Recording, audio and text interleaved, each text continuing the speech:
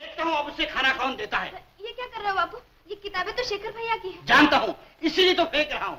मैं पूछता हूँ, उसे कहीं से 150 मिल जाए तो अपने मामा के हाथ में देना चाहिए या बाहर दूसरों में लुटाना चाहिए? मामा जी, मुझसे कोई भूल हुई है क्या? भूल तुमसे नहीं, मुझसे हुई है, वो भी बरसों पहले, जब तुम्हारे माँ बाप मरे और मैं तुम्हें और तुम्हारी बहन को अपने घर ले आया। क्यों सारे घर को सर पे उठा रहे हो? शेखर ने दान ही तो किया है, कोई पाप तो नहीं किया। पाप भी तो मैं हूँ, इसे पढ़ाया पाप किया, इसकी बहन के लिए लखपति पर ढूंढा पूरा किया। अच्छा किया सिर्फ इसकी बहन ने, जो हमारे मुंह पर कालिक लगा के शादी के पहले ही भाग गई। तुम ही बताओ, मैंने बुरा रिश्ता ढूंढा था? रिश्ता खास था। 18 साल की दुल्हन, 72 बरस का दूल्हा, इसीलिए तो भाग गई और शायद बेचारी अपनी जान पर खेल गई। हाँ हाँ, तुम भी मुझे ही दोष दो, मेरी किस्मत में यही लिखा है। किस्मत नहीं, तुम्हारी नीयत ऐसी है। देखो ना, जो तुमने अपनी बेटी का हाल किया है। 1 साल हो गया ब्याह हुए, दामाद अभी तक नहीं आया लेने। तो ये भी मेरा ही कसूर है। और किसका है? तुम दहेज की बात करके मुकर गए। तुमने दौलत को बेटी से ज्यादा प्यारा समझा। अब बेटी भी तुम्हारे पास है और दौलत भी तुम्हारे पास है। तुम्हें क्या, बेटी सुखी हो या दुखी? रो मत सीता। कितना अच्छा होता कि गौरी की तरह मैं भी मर जाती। सीता, ऐसी बात नहीं कहते बहन, ऐसी बात नहीं कहते। तू तो बहुत सियानी है ना। मैं तुम्हारा दुख जानता हूँ। शादी के बाद कोई बेटी मेके में सुखी नहीं रह सकती। उसकी सिर्फ एक ही जगह होती है, उसका ससुराल। तू घबरा मत, मैं आज ही महेश को खत लिख देता हूँ, वो तुम्हें आकर ले जाएगा। बहुत अच्छा लड़का है। मैं पूछती हूँ, कौन आएगा सर के बल चल के हमारी बेटी ब्याहने? दामाद के लिए हमें खुद कोशिश करनी चाहिए। हाँ, कोशिश तो हमें जरूर करनी चाहिए। हाँ, पर ये भी कैसे हो सकता है? इतने बड़े खानदान वाले दामाद ढूंढ रहे हैं, ये लोग सुनेंगे तो क्या कहेंगे? यही तो मुसीबत है भगवान। दामाद हमें ढूंढना भी है, दामाद हम ढूंढ भी नहीं सकते। आदमी करे तो क्या करे? आपको कुछ करने की जरूरत नहीं, अपने गोविंद राम जी सब कर लेंगे। ये काम बड़ी जिम्मेदारी का है, दूसरों से नहीं हो सकता। गोविंद राम जी भी तो अपने ही आदमी हैं। इस घर को वो अपना ही घर समझते हैं। बरसों से आपके जायदाद, आपके कारोबार की देखभाल कर वो इतना कर सकते हैं, एक अच्छा सा लड़का नहीं ढूंढ सकते? मेरा बस चले तो मैं आज ही बेला की शादी कर दूं और कल ही बेला ससुराल चली जाए। हाँ राम, ये क्या कह रहे हैं आप? मेरी बेटी ससुराल कैसे जाएगी? जैसे औरों की बेटियां जाती हैं। ओह, आइए आइए गोविंद राम जी। देखिए बेला की माँ को, मंगनी अभी हुई नहीं, बेटी की विदाई का दुख अभी से इन्हें खाया जा रहा है। क्यों ना हो, माँ का दिल है ना। लेकिन बहन जी, एक उपाय है, और बड़े खानदानों में तो ये रीत भी है कि अगर अपना बेटा ना हो तो दामाद को घर दामाद बना लेते हैं। आपकी राय मुझे पसंद आई गोविंद राम जी, हमें ऐसा ही करना चाहिए। लेकिन घर दामाद बनने के लिए कोई राजी भी हो। कौन राजी नहीं होगा? इस खानदान का घर दामाद बनने में तो लोग अपनी शान समझेंगे। हाँ, उनमें से एक सुंदर, सुशील और समझदार लड़का चुनना हमारा काम है। मगर एक बात और सोचनी पड़ेगी। बेला पढ़ी लिखी है, हमें लड़का वही तय करना होगा जिसे बेला पसंद करती हो। पिताजी, मेरा नाम क्यों लिया जा रहा है? फिर तुम्हारी शादी की बात कर रहे थे। चलिए ना पिताजी, तस्वीरें ले आए। हाँ हाँ, चलो बेटा चलो। मैं तो पल भर के लिए भी अपनी लाडली बेटी को आंखों से ओझल न करूं। जरूरत भी क्या है, मैं ऐसा लड़का ला दूंगा जो हमेशा आपके चरणों ही में रहे। अच्छी है ये तस्वीर, बेला भी अच्छी लग रही है। लाइए मेरी तस्वीर। अरे बेम साहब, ये खरीदी है मैंने। मेरी तस्वीर किसी दूसरे के घर में नहीं लगेगी। कितने पैसे होते हैं सब कॉपी और नेगेटिव के? सिर्फ 20 रुपए। मेरी तस्वीर भी किसी दूसरे घर में नहीं लगेगी।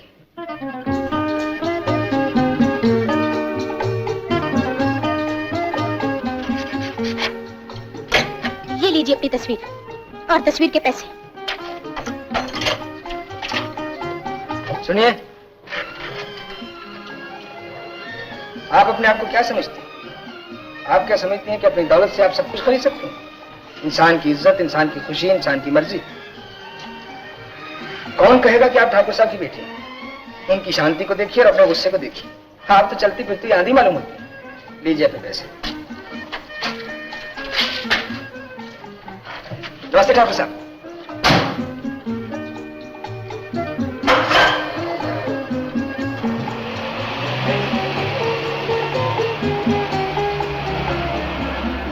तुमने खामोखा शेखर से झगड़ा किया। अगर तुम उससे तस्वीर मांग भी लेती वो तुम्हें दे देता। जरा सोचो तो, अगर वो भी तुम्हारे साथ ऐसा करता क्या तुम्हें दुख नहीं होता? मुझसे भूल हुई पिताजी।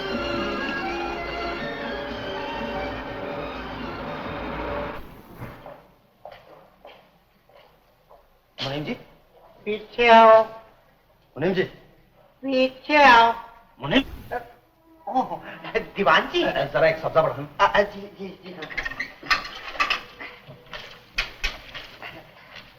ये लीजिए। कौन से खाते में लिखूं?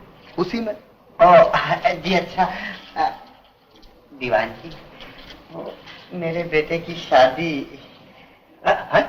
रोज वही बात। ये तुम्हारे बेटे की शादी कब तक होती रहेगी? दीवान जी जब तक आपका ये खाता चलता रहेगा। हाँ ये लो। और देखो जी मैं अपने बेटे राधे मुरारी को लेने बाहर जा रहा हूँ। जी जी जरा काम ध्यान से करना। हाँ और वो खाता जरा समझ गया ना? फिक्र ना कीजिए समस्या गंभीर रहेगी।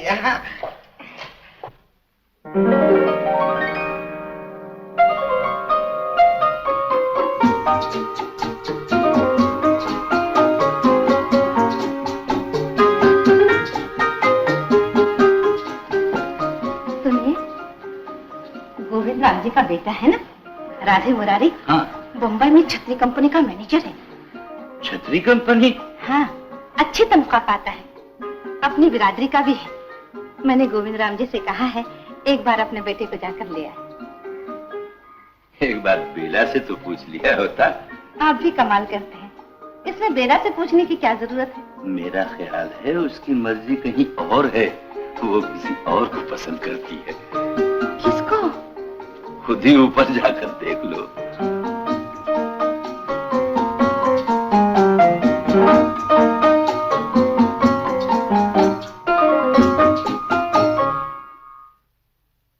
माँ, माँ, माँ, वो मेरी तस्वीर है, दे दो ना मुझे।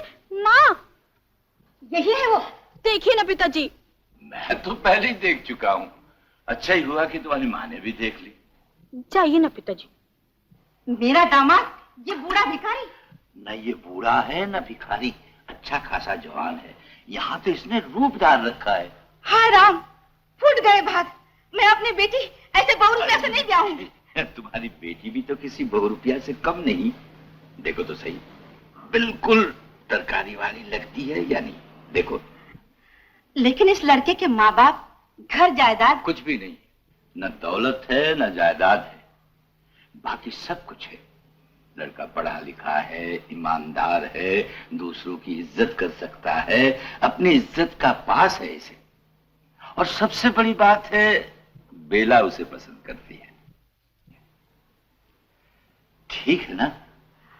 मुझसे क्यों पूछते? बेला से पूछिए, मैं होती ही कौन हूं। अरे सुनो तो सही, सुनो।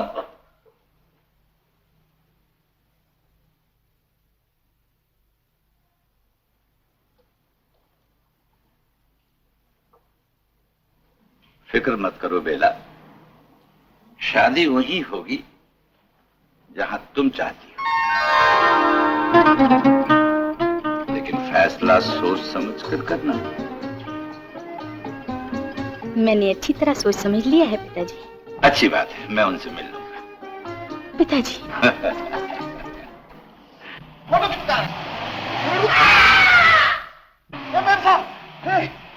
मेम साहब, आपने तो मुझे मार ही डाला था।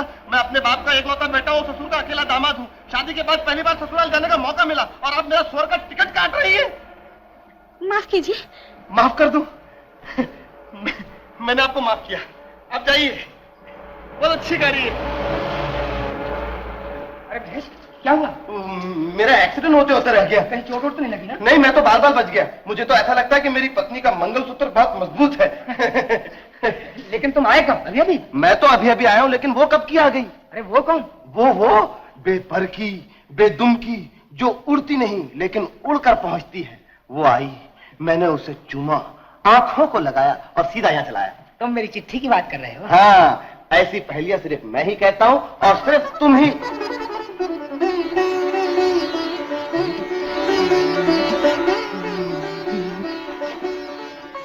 अरे इतना लंबा घूंघट किसने पहन रखा है? कौन आया है? महेश, तुम अंदर चलो, मैं भी आता हूँ।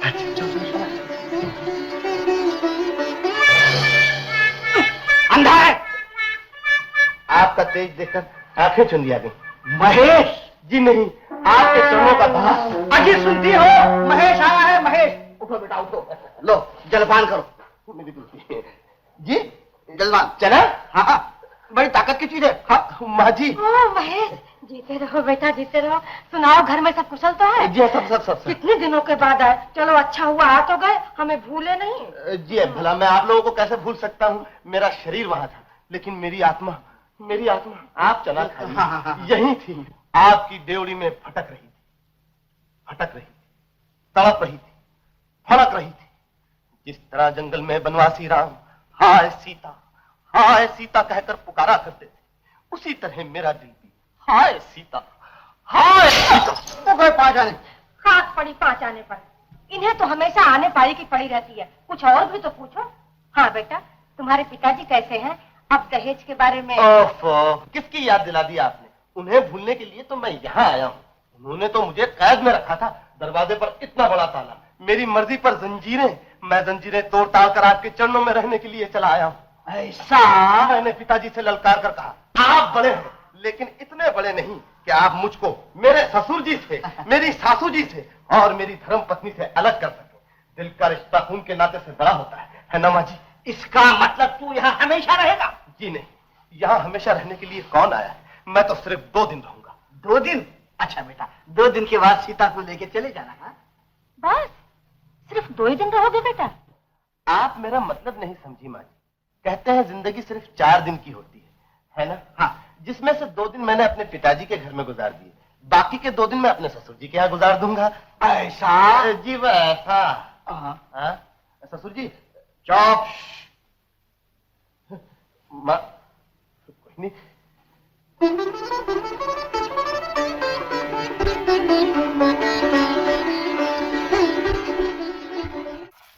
मुंशी जी, कल से तुमको काम पे आने की जरूरत नहीं है। जी? हाँ जी, अपना दामाद आ गया है, वो वसूली करेगा। जाओ जाओ। मेरीला प्यार का राही दूर में आ गया बेटा, कराया वसूली? जी हाँ ससुर जी। तू बड़ा अच्छा लड़का, भगवान करे सबको तेरे जैसा दामाद मिले। ये तो सब आपके आशीर्वाद है ससुर जी। ये लीजिए। मेरे ख्याल से तू 10 घरों में से एक ही घर गया है। जी नहीं, मैं तो सब घर में हुआ हूँ। तो इतने कम पैसे क्यों? बात यह है ससुर जी, आपका नाम धर्मदास है ना? हाँ। लोगों ने मुझे धर्म का वास्ता दिया। धर्म से कहता हूँ ससुर जी, मैं मरे हुए को और नहीं मार सकता। दुनिया में उसूल भी कोई चीज है। 50 टके सूद लेना जुल्म है। मैंने सबका 2 टके में फैसला कर दिया। ऐसा? जी वैसा। वसूली तू कर चुका वसूली, कल से मैं वसूली करूंगा। ससुर जी सुनिए, वो मुझे आप जेब खर्ची के लिए कुछ। जेब खर्ची? जी। धर्मदास जी घर में है? कौन है?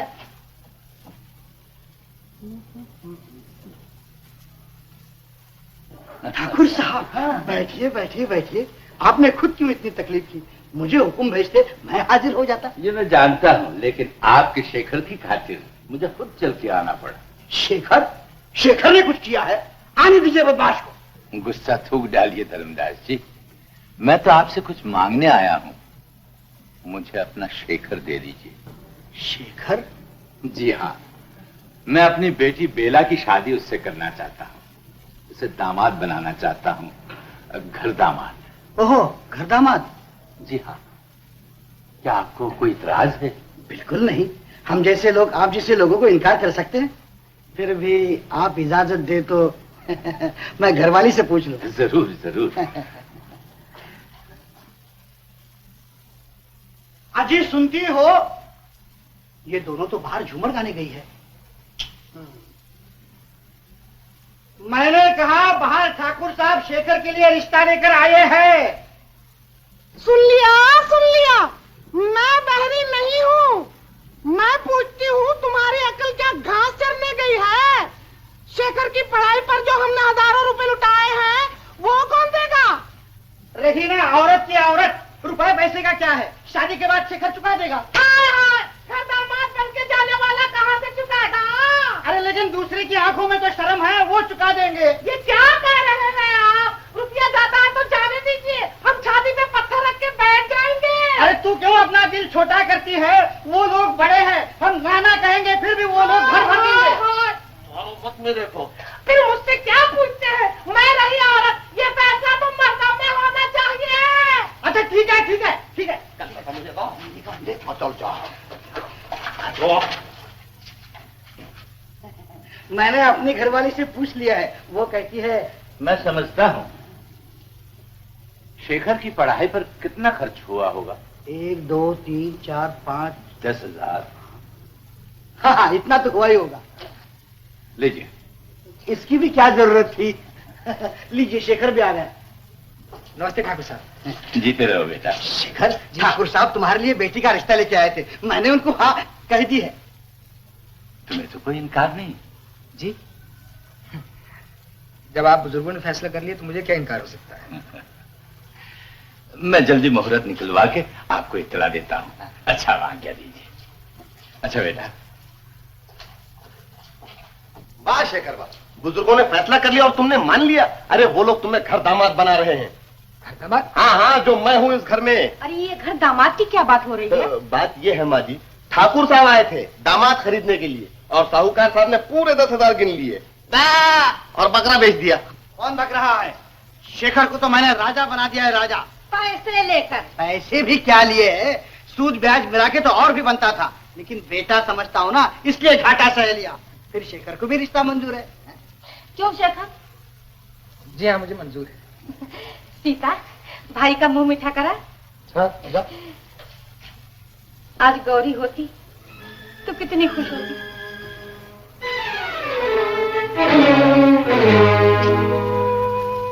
गौरी,